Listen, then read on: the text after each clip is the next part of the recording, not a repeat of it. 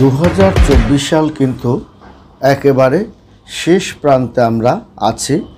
November শেষ, ডিসেম্বরও প্রায় শেষ হবে এবং 2025 সালে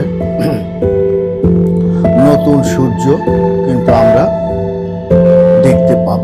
বন্ধুরা, এই যে 2025 সালে আপনার কেন এই বিশেষ করে এই 12টা রাশি কিন্তু ভালো ফল করবে না, তার মধ্যে কিছু রাশি ভালো ফল করবে, আবার কিছু রাশি খারাপ ফলও করবে এবং তার মধ্যে দেখা যাবে যে আপনার 5টি রাশি আপনার খুব ভালো করবে, তার মধ্যেও 3টি রাশি আরও ভালো ফলটা দেখাতে পারবে। এবং আমরা যারা জ্যোতিষ শাস্ত্র নিয়ে আলাপ আলোচনা বা গবেষণা করি এবং প্রতিদিন আমরা যারা ভালো মন্দ বিচার করছি এবং আপনার কোনো জাতক ভালো ফল করছে, কোনো জাতক মধ্যম ফলও করছে, কোনো জাতক আপনার শুরুই করেনি, হতে পারে। এখন আমাদের আগে কোনো কাজ কর্ম করার আগে সময়কে মূল্য দিতে হবে। সময়কে যদি আমরা মূল্য দিতে পারি তাহলে আমরা দেখব যে আমরা একটা জায়গায় থাকতে পারবো। কারণ আমাদের নিজেকে ভালো থাকতে হবে, আমার পরিবার ভালো রাখতে হবে এবং কতটুক তাদেরকে একটা মানে আপনার চিন্তাহীনভাবে তাদের রাখা যায়, এই যে জিনিসগুলো, এগুলো নিয়েই আমাদের কিন্তু জীবন। তার মধ্যে দেখা যায় আমরা হয়তোবা কেউ ভালো করি, হয়তোবা কেউ আপনার ঠিক সময় আমাদের কার্যক্রমটা সঠিক করতে পারি না, হতে পারে। কিন্তু সময়ের মূল্য আমাদের দিতে হবে এবং আমাদের গ্রহদের অবস্থানটা আমাদের দেখতে হবে এবং আমি যে কাজটি করছি সেই কাজটি করার আগে তার সম্পর্কে ভালো মন্দ আমাদের জেনে নিতে হবে এবং আপনার অপরকে বিশ্বাস না করে আমার ব্যবসা বাণিজ্য কাজকর্মের জায়গাটায় আমাকে উপস্থিত থেকেই সেই কাজটি করতে হবে। সে আপনি গবেষণার ক্ষেত্রে বলুন, টিচিং ক্ষেত্রে বলুন, ব্যবসা বাণিজ্যের ক্ষেত্রে বলুন, সর্বক্ষেত্রেই আপনার নিজের কাজ নিজে দাঁড়িয়েই করতে হবে। এবং যারা আমরা করিনি বা করছি না, সেখানেই কিন্তু আমাদের বিপদ বা ভয় জিনিসটি আমাদের থাকে। এবং আমরা জানি বর্তমানে কিন্তু আপনার এই নভেম্বরের এই যে প্রায় শেষ প্রান্তে, নভেম্বর থেকেই কিন্তু আপনার এই মাসেই কিন্তু বৃহস্পতি এবং শুক্র গ্রহের একটা বিশাল পরিবর্তন সংঘটিত হয়েছে এবং এই পরিবর্তনের কারণে একটি মহারাজযোগের সৃষ্টি হয়েছে এবং বৃহস্পতিকে দেবগুরু বলা হয় এবং শুক্রাচার্যকে আপনার দত্তগুরু বলা হয়। এবং এই মাসেই বৃহস্পতি কিন্তু অবস্থান করবে আপনার শুক্র রাশির বৃষ রাশিতে এবং বৃষ রাশিতে কিন্তু আপনার দেখা যায় এই মাসে বৃহস্পতি অবস্থান করবে এবং আপনার শুক্রের যে রাশি বৃষ, সে মানে বৃষতে সে কিন্তু এবং শুক্র গোচর করবে কিন্তু বৃহস্পতি ধনুতে। তাহলে এখানে আমরা দেখতে পাই যে ধনু রাশির একটা পরিবর্তন এবং এই বর্তমান সিচুয়েশনে ধনু রাশির কিন্তু মানসিক কষ্ট বেদনা অনেকটাই লাঘব করতে সে সক্ষম হয়েছে, কারণ সে এমনিতেই খুব মেধা এবং বুদ্ধি সম্পন্ন হয়। এবং ধনুরাশির জাতক ও জাতিকাগণের যে একটা অসাধারণ তাদের প্রশাসনিক সাইডে কাজকর্ম দেখাতে পারে এবং তারা কিন্তু যেমন শিক্ষায় তারা যে সফলতা দেখাতে পেরেছেন, তেমনি কিন্তু তারা ব্যবসা বাণিজ্যেও কিন্তু সফলতা দেখাতে পারে। এবং এদের সঙ্গে যদি আপনি আলাপ আলোচনা করেন তাহলে দেখা যাবে এদের মেধা বুদ্ধি এবং এর জিনিসটাকে পরিপূর্ণতা পাওয়ার জন্য বা সমাপ্তি ঘটার জন্য সে নানা যা করার দরকার সে কিন্তু তা করতে বাধ্য হয়। এবং আপনারা যদি 2024 সালটা যেহেতু আমরা প্রায় বিশ্লেষণ করব 2024 সালের এই শেষ দিকে, এই শেষ বিশ্লেষণে আমরা দেখব যে ধনুরাশির জাতক ও জাতিকাগণ একটা সুন্দরভাবে তাদের কাজকর্মটা করতে পেরেছে।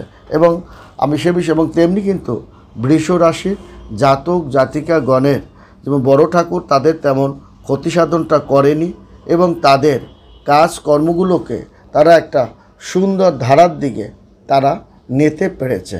এবং সেখানে আপনার দুই গুরুর একটা প্রভাব এবং শুক্রের একটা শক্তিশালী প্রভাব বৃষরাশির উপরে যেমন আপনার সব সময়ই আপনার থাকে, তেমনি কিন্তু আপনার দেবগুরু বৃহস্পতির একটা প্রভাবও কিন্তু তার উপরে থাকে। তেমনি গ্রহ আপনার সেনাপতি গ্রহরাজ মঙ্গলও তাকে কিন্তু একটা সুদৃঢ় আপনার অবস্থানের মধ্য দিয়ে তাকে পরিচালনা করে। তেমনি পরিচালনা করে কিন্তু আপনার মঙ্গল, তেমনি শুক্র, তেমনি বৃহস্পতি এবং বড় ঠাকুরেরও কিন্তু খুব আপনার প্রিয়। এবং যার কারণে এই যে বৃষ আমরা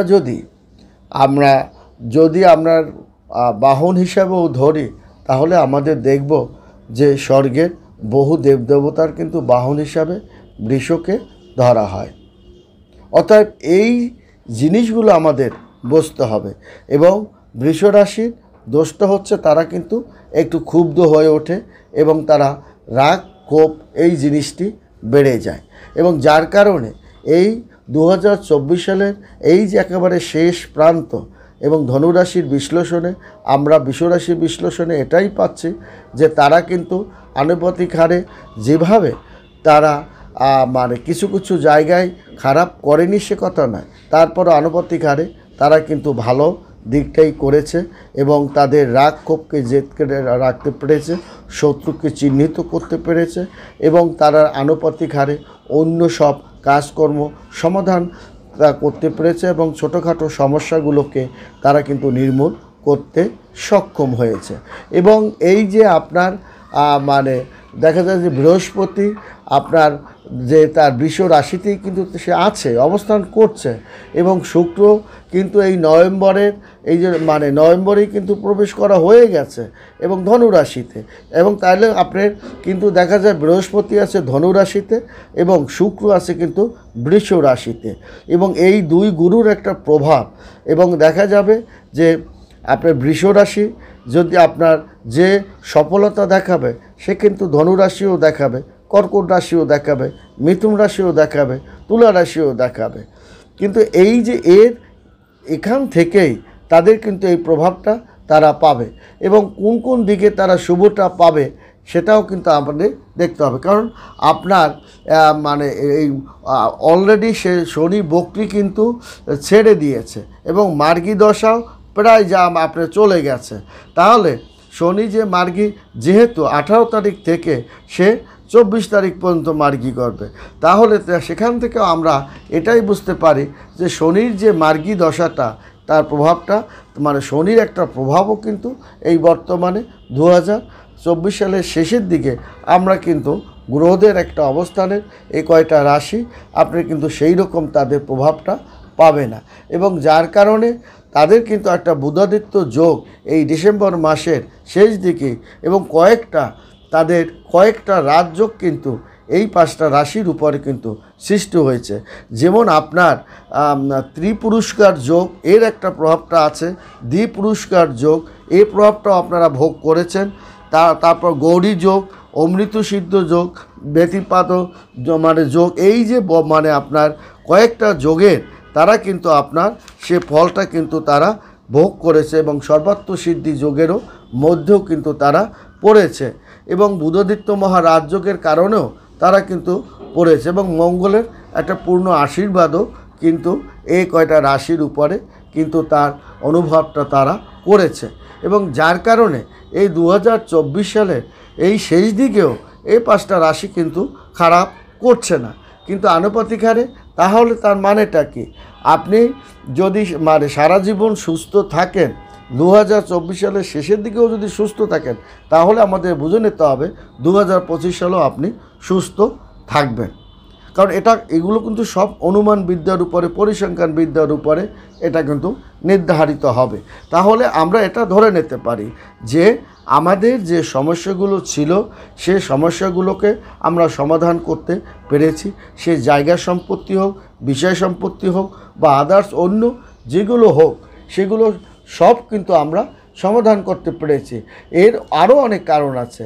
এর কারণটা হলো, আপনার যদি দেখি যে আপনার মানে দেবগুরু, আপনার দেবগুরু বৃহস্পতি, সে কিন্তু আপনার ষষ্ঠ ঘরে এবং নবম ঘরের অধিপতি এবং সে কিন্তু মেষ রাশিতে 10ম ঘরে কিন্তু সে অবস্থান করছে।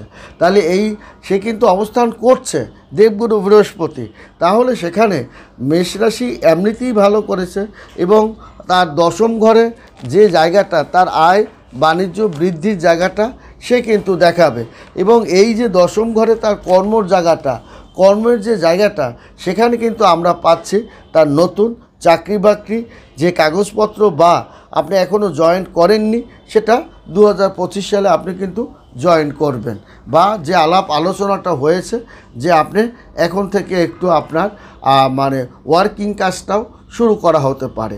এবং দেখা যায় যে আপনার মানে মেয়ের বিয়ে শাদী নিয়ে যে আলাপ আলোচনা, সেটাও কিন্তু এই 3টি রাশির জীবনে তারা কিন্তু দেখাতে পারবে। এবং দেখাবার কারণে দেখা যায় যে তার কারণে মিথুন রাশির জাতক ও জাতিকাগণের কিন্তু পৈতৃক একটা সম্পত্তি তারা কিন্তু পাবে। আমি আগেই বলেছি পৈতৃক একটা সম্পত্তি পাবে, কারণ দেবগুরুর একটা প্রভাব রয়েছে, শুক্রর একটা প্রভাব রয়েছে, মঙ্গলের একটা পূর্ণ আশীর্বাদ রয়েছে, বুধাদিত্য যোগের একটা আশীর্বাদ রয়েছে এবং যার কারণে তার কর্মেরও কিন্তু একটা নতুন চাকরি বাকরি, সে ছোট চাকরি বাকরি যাই হোক, এরও কিন্তু একটা প্রভাবটা সে পাবে। এবং দেখা যায় যে এই মাসের শেষের দিকেই সেই ধারাটা সে ধরে রাখতে পারবে। তেমনি পারবে কিন্তু কর্কট রাশিও, জাতক ও জাতিকা গণের তার কিন্তু কর্মজীবনটা একটা সুন্দর অধ্যায়ের মধ্য দিয়ে সে কিন্তু সমাপ্ত করতে পারবে। তার ব্যবসা বাণিজ্যের আলাপ আলোচনাটাও সে সুন্দর একটা সমাপ্ত করতে পারে।